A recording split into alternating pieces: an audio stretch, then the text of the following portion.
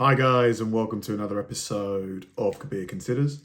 In this video, we're going to react to when wannabe gangsters get checked by goons. I just don't know why so many people want to portray themselves as, gangster or tough or street or whatever, like hood. If you're not really like that, why do you want to portray yourself as that? Like, is it because they're trying to fit in maybe? Like maybe they feel like they would look more cool if they did that. Like perhaps it's because I'm past that age where I care about really like what other people think. Like teenagers, I suppose, they really sort of care about that kind of stuff, but it just seems so pointless. And then when you're trying to be hard and then you meet someone who actually really is like a tough person, then you get exposed and it's just so embarrassing. Gangsters are supposed to be seen as thugs who don't back down from anything. But what happens when fake gangsters get caught by real gangsters? These are times when wannabe gangsters get put in their place. Starting with the wannabe gangster who was talking tough and dissing dead people online until he got caught and pressed by the deceased person's family members. Because the dude was obviously feeling himself and trying to get some clout. So he uploaded a video on the gram of a diss track he made. I'm smoking yo. This is rocks to the floor. And not long after, the dude posted that he got caught and pressed for all the dissing he was doing. He definitely didn't keep that same energy when he got caught. Who you smoking on? You still smoking on Mikey? No. I'm smoking on my own dead homies. I'm smoking on my own damn homies. Who your dead homies? Matter of fact, who your grandpa? You smoking on grandpa? Yeah, bro. You smoking on grandpa? Yeah, bro. Boy. Oh, no. The dudes even made him lick the bottom of their shoe since they were pissed at the wannabe gangster for dissing on their people. Forces. Lick my man forces. Lick the top of my forces right now. Lick his force. Lick it. Bro, lick that joint, bro. Lick, bro. I'm not playing anymore. God, that is Real rap. I don't never want to see you make a video. I don't want to see you rap none of that shit. Stop playing with real super rap. degrading. And thankfully, they didn't harm the cult. It just made him apologize because things could have got way worse since people don't take dissing the dead lightly. And this next person had to find... I mean, what kind of like scumbag, like somebody's dead and you're mocking them? It's just insane. Like, why would you even think to do that? Man, I don't know what's happening in society. Like, it just seems like decency's going out the window, Like, what makes somebody want to do something? The person's already dead. Like, I need to stop saying like, don't I? I've been told I say that a lot. I'm going to stop. I'm not going to say like anymore unless it's actually in a sentence. Because a dude named GBO Gaston thought it would be a good idea to diss dead celebrities since he thought it would make him look gangster. Because after Nipsey Hussle passed away, he started claiming to be the one who took him out. He even took things so far and threw a cup of urine on Nipsey's mural. Damn. Whoa. Where I'm at, you see the time and all that, 7:40 on a dead homie. You see the piss, finna throw piss on cut on a dead homie's cut, look. Piss on cut. Dead homies. Then, not long after way. that, he allegedly went to Nipsey's grave and disrespected him again. Goodness. Get on cut grave. Tissies on a dead homie. There's no headboard, cause cut not, like, they don't want nobody to find it, so on the dead homies, I'm a my blower at cut grave. There's know where this is at, right? Exactly. Gaston. This is probably one of the most disrespectful things I've ever seen in my life. I mean, if that's your child, you failed as a parent. Unless you really did everything you could and he still ended up like that. That is insane. I've never seen anything like that. Originally came up as a Minecraft YouTuber, but since it wasn't getting a buzz fast enough, he started going crazy on social media, chasing clout and trying to look gangster. But people eventually got tired of all the trolling, and videos started going around showing what he's really like when someone really about that life catches him out. For example, one video shows someone spotting him in the street, and when they tried to press him, Gaston allegedly ran into the police station. And another dude called Gaston and made him apologize for disrespecting Nipsey. Don't be dissing my you diss the gang I know my that's the piece of all the say sorry, bro. I'm sorry, bro. All my sins. Yeah, weird. Get weird ass up. I'm good. Don't do it no more, bro. But things only got worse because some Hoovers caught Gaston in the street a few weeks later and whooped him very badly since they were tired of all the trolling. Hopefully, Gaston goes back to gaming how he started off before the wrong person catches him and things get out of hand. And this next dude thought it would be a good... Wow. I really hope he changes his ways, because that is such an insane level of disrespect. You know, somebody like a real like huge fan of Nipsey Hussle could really hurt him. I mean, he did get hurt, but I mean, even worse than that. That is just mad disrespectful, crazy disrespect. He had to act tough with the store employee, since he knew the employee couldn't do much. But it wasn't a good idea, because seconds later, a bigger dude came behind him and put him in his place for trying to put on a tough act. Hey, I got something to blow your head off. Come with. You better do better than that. What is you your better do problem? better than that. Hey, I'm at the bed, homeboy. I've been here for a minute. And after the bigger dude pressed him, Chill out. the fake tough guy completely changed his act up and tried to act like nothing ever happened. Man, bro, I will break your ass real proper. Look that up. You ain't gonna lie about me. I'm going to fuck. Now he's not saying anything. Real deal. Come on, man. Look at him, he's acting like he doesn't even see him now. I love it. Love it. Chef's kiss. I don't want to do it. None of that no more, Now man. he wants nothing to do with it. That boy just called all the way down, man. Pathetic. But next up, we got a wannabe gangster who tried pressing NBA Youngboy just since he's in front of a large crowd of people. And it didn't turn out how he thought it would. Because NBA Youngboy was chilling in LA until a dude repping Bounty Hunter Watts Bloods tried to press YB while he was walking down the street. It's not clear how it started, but Youngboy and the other dude started yelling back and forth with each other while Youngboy's partner held him back. Another video shows Youngboy and the dude yelling at each other again in another spot. You about to do something, you said holding this, man. If you about to do something, you got all these. Ain't nobody all these. Oh yeah. Man, you got all these. Man, you want to do something, do something. Nobody holding me. You see him holding me. Hey, like that ain't they act like you don't hear me. Youngboy was trying to get at the dude so they could throw hands, but the other dude wasn't really trying to make a move and just wanted to put on a tough act. But NBA Youngboy ain't the only one from the NBA crew who had to put a wannabe gangster. I mean, if I was him, just don't even acknowledge the guy. Pretend he doesn't even exist. Like, that would wind him up even more. By responding to the guy, you're giving him what he wants. You're giving him the attention. Place. Because Youngboy's homie, D-Dog, and another dude were walking down the street. But then again, I suppose being a rapper, you know, you kind of, part of the image is wanting to be tough and stuff like that. So I guess maybe if he was to ignore him, he might lose street credit for that. When the guy with the camera came up and said, I'm a real street. What about it? D-Dog and his homie, Who Gang D, ain't know what was going on. And then the dude said, I like your chain. What that mean? I'm the original What that chain. I'm the original chain snatcher. All right. I'm a real street. All right. D-Dog and Who Gang D started walking off, but the camera guy started following them. D-Dog Bro, pull up your trousers, man. It just looks stupid. Brother, it's a prank. I'm a comedian, doc. Hey, no, much love. Much love. You gonna get No. stuck. Oh, no, God bless you. You gonna get Martin Luther King. Bro, I love you, brother. No, I'm not a comedian. My life. That's when the dude who was acting tough flipped the script and told him that he was a comedian, since he quickly found out D-Dog and his homie weren't playing. And D-Dog is the last person a civilian should try and mess with. He was arrested for a murder at 14 years old, and now he's been charged in an attempted murder case from 2018. When the cops tried to bring him in on the charge, D-Dog got into a high-speed chase that ended with him crashing and killing his homie, who was in the passenger seat. Police found guns and a ski mask in the car, and now D-Dog's sitting in jail on an insane $19.7 million bond. It's a good thing the wannabe gangster turned around and left when he did, because there's no telling what would have gone down if he tried to keep acting tough with him. Now, let's move on to this next dude who was trying to act too tough, and it didn't turn out as planned. Like, to be held on that amount in bail, they just really do not want you out of, you know, until they sentence him. Like 20 million. I don't think I've ever heard of a bail amount that high. Yeah, that might be the highest I've ever heard of. Who was trying to let everyone know that he's a killer and a real street dude. I'm a killer,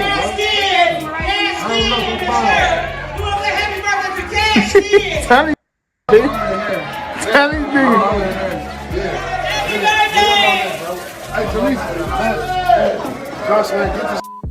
I'm telling y'all, God, bro. It seems like he was trying to scare the dude in the white jacket, but he wasn't really fazed by him. So seconds later, he snatches up the dude and tells him he's going to walk him out of the building. Oh, man, I'm gonna walk you out, bro. Hold on, I'm gonna walk you out, man.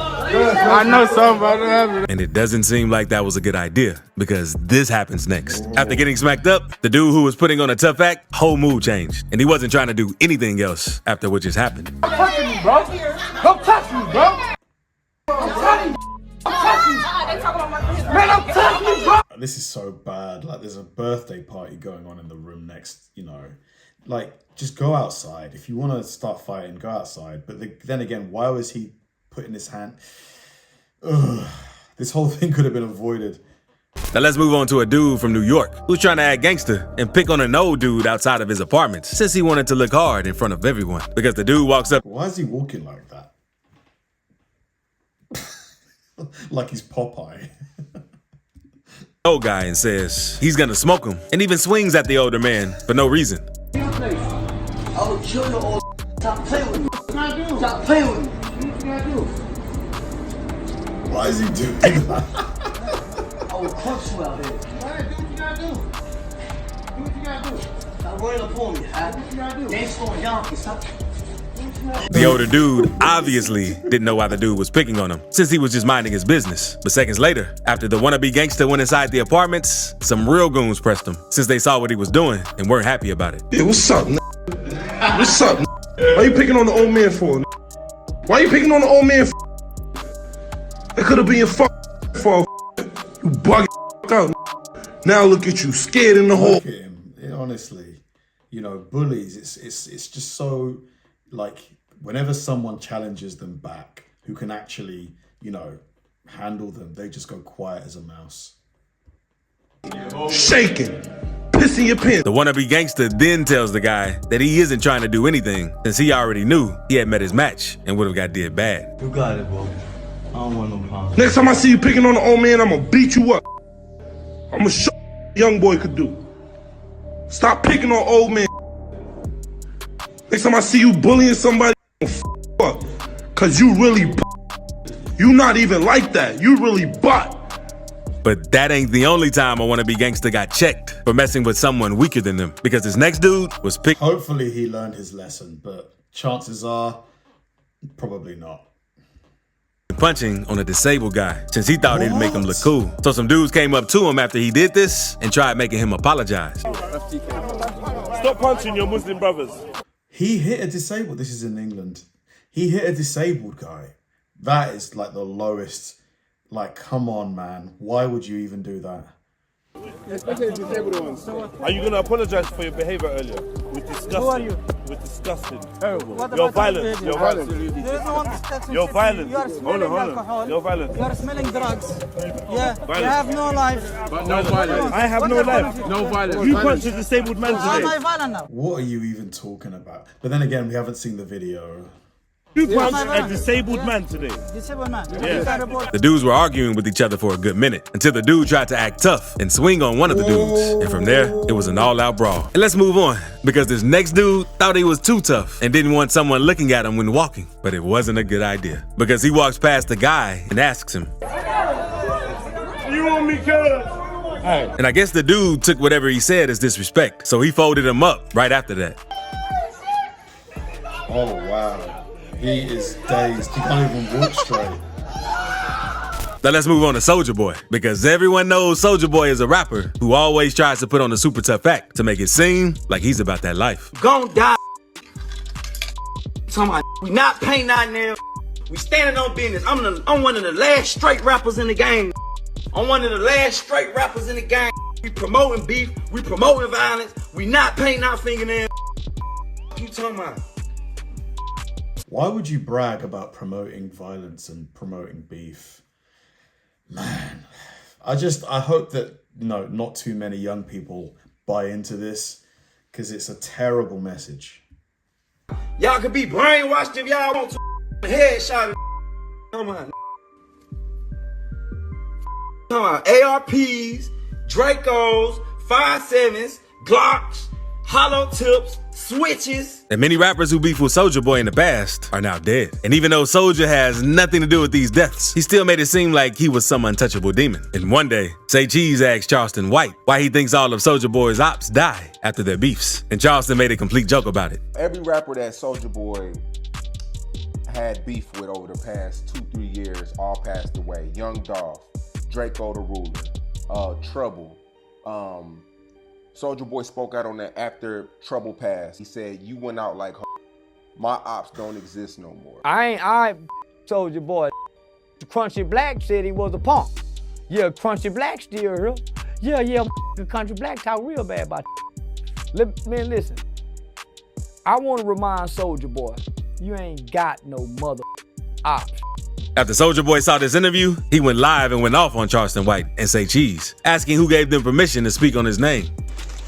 Say Cheese, no jumping. DJ Vlad, suck my.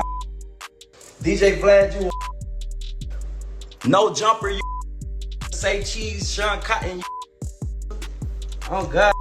A month after this small back and forth, Charleston was out shopping with his crew in Miami when Soulja Boy and 11 other dudes pulled up in a Sprinter van and approached Charleston, claiming they just wanted to talk things out. A few words were exchanged, and once things started to heat up, Charleston pulled out his pepper spray and hit Soulja Boy and some of his crew members with it. After the altercation, Charleston went live and confirmed that the rumors going around were true.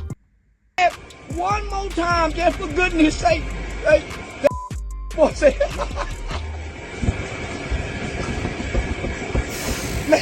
Man, you, and he say, bro, you maced me? Yeah.